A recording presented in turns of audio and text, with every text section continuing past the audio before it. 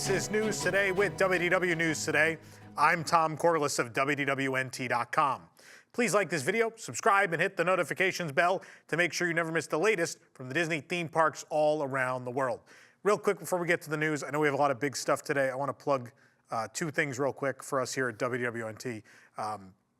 The first of which is that tickets are available to come see this show filmed in person once again. Go to events.wdwnt.com. Starting on Wednesday, select dates between October 16th and the end of the year. You can come, you get to see the museum up front for about a half hour, and then you come in here and you see how the sausage is made. You get to watch us produce the show. You get a quick little tour of our production booth. You get to see what exactly is behind the camera. And it's never what people suspect, is what I'm told. So events.wdwnt.com for tickets. Of course, tickets also available there for WDW News Tonight filmings on Thursday evenings throughout the rest of the year. The other thing I'm going to plug real quick is our merchandise from Carousel of Products at carouselofproducts.com or wdwnt.shop. First and foremost, the Christmas Gerties, we still don't have the sample yet, but we are nearing the end. I think just over 600 sold so far of a limited edition of 1,000 of the Santa Gertie plush. This, of course, is the original one. Ignore the floppy neck. This one's been loved a lot on this set. It's been used on a lot of programs. But pre-order now to get it for Christmas. It's a great gift, obviously. But when they're gone, they're gone. So the original is sold out.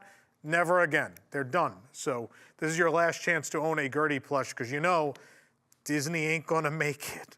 Right? I would be shocked if that ever happens.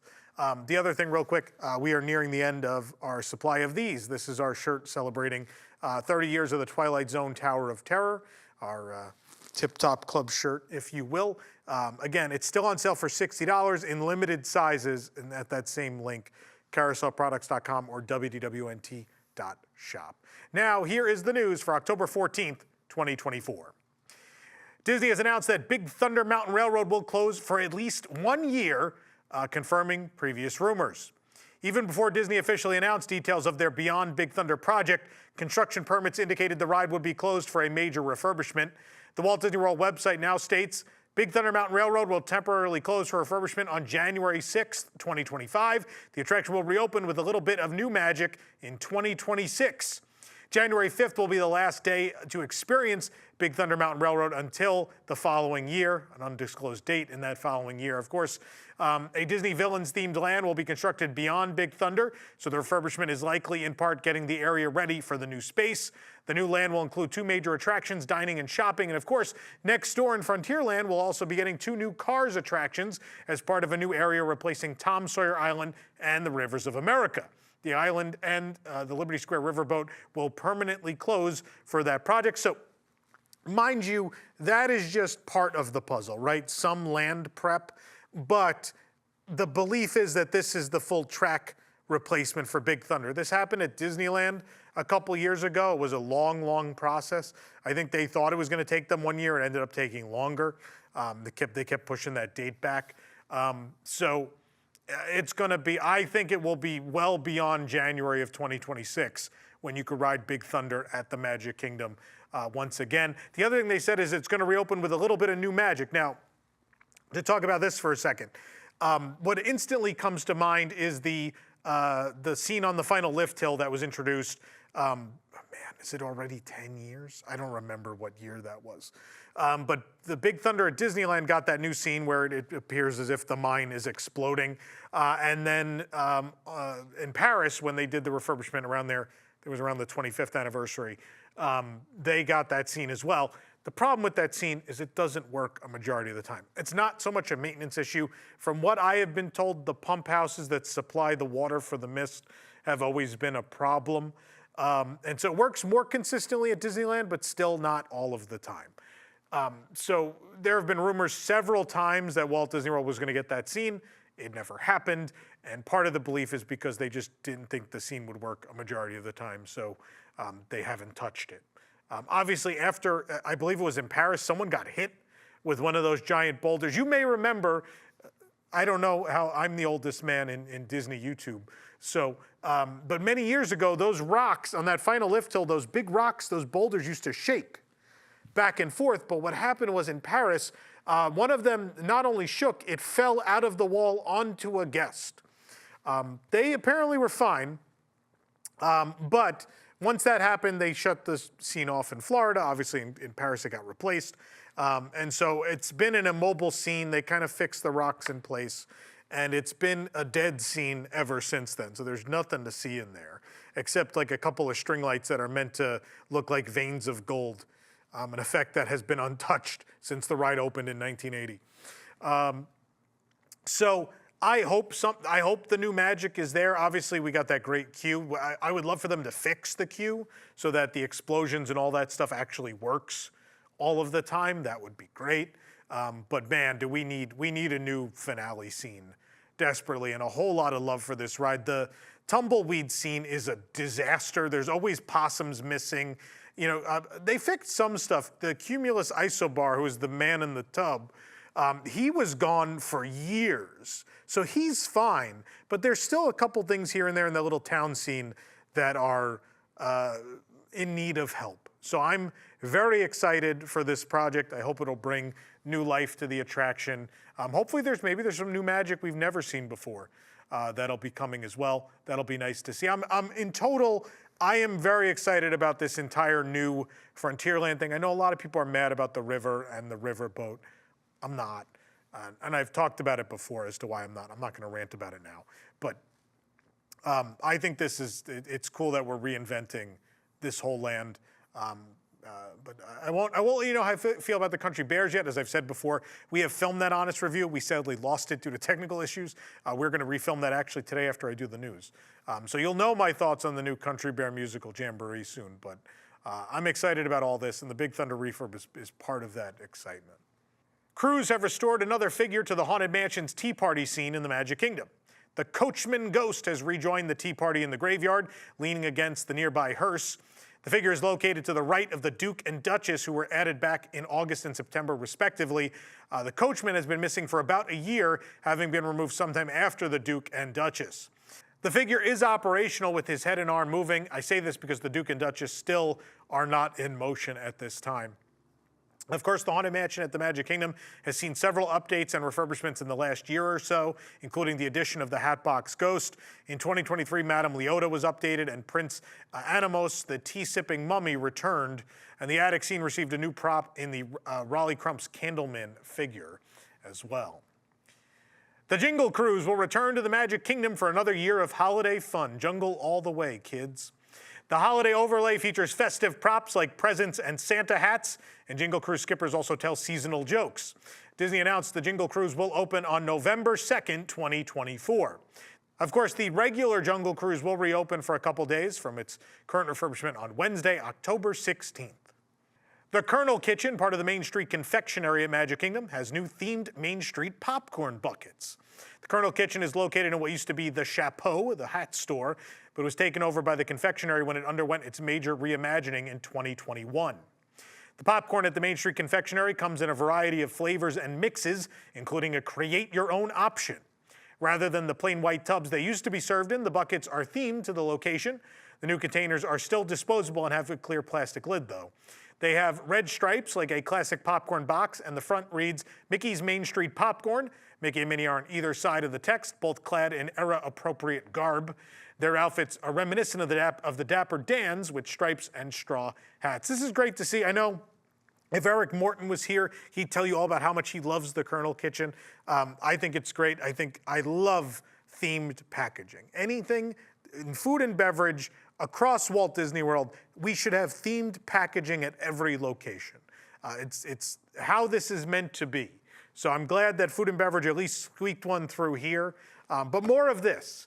More of this. I know we live in this age of environmentality and we want everything to be compostable or recyclable. If we could find a way to do that and have themed packaging, I would love that. This program is brought to you by our official travel agent sponsor, Be Our Guest Vacations.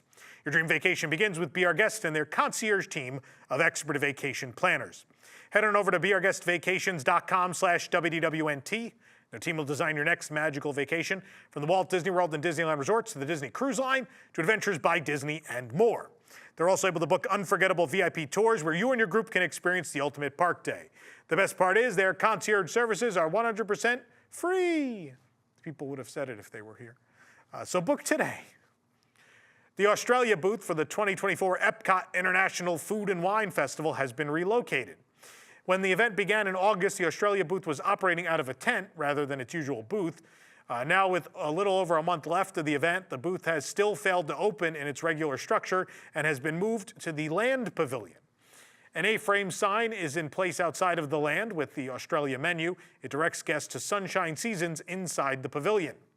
Notably, only the food items are available now with none of the wine offerings. The semi-permanent kiosk meant to be home to Australia is still in place with a sign, but is non-operational. The registers are covered and curtains block the service windows. I don't know what happened here, but yeah, I don't think that booth is going to happen for this event. Disney's Hollywood Studios was set to open The Little Mermaid, a musical adventure this fall, but the show's debut has been postponed until 2025. The show is now expected to open in the summer of 2025. It was only this past summer that Disney was sharing behind-the-scenes peeks of the revamped musical. Disney announced that there would be numerous new puppets and motion capture characters. Work will begin on the theater's exterior in the coming weeks. This will include getting rid of the show's washed-out marquee, at least the old show, that being Voyage of the Little Mermaid, which closed with COVID and never returned. Disney has announced the first closing date for parts of DinoLand USA at Disney's Animal Kingdom, which will become the tropical Americas-themed land, Pueblo Esperanza. Though Disney stated construction would begin this fall, the first phase of DinoLand closures is scheduled for January 12, 2025. This will be the final day of operation for TriceraTop Spin, the Fossil Fun Games, and my greatest loss, Chester and Hester's Dinosaur Treasures. I love that store. Dinosaur, the Boneyard, Restaurantosaurus, Dino Bite Snacks, and Trilobites will all stay open. As previously announced, DinoLand will close in phases, giving fans plenty of time to experience Dinosaur before it permanently closes. One of the dinosaur audio animatronics has been removed from that attraction at Disney's Animal Kingdom, perhaps heralding the ride's upcoming permanent closure.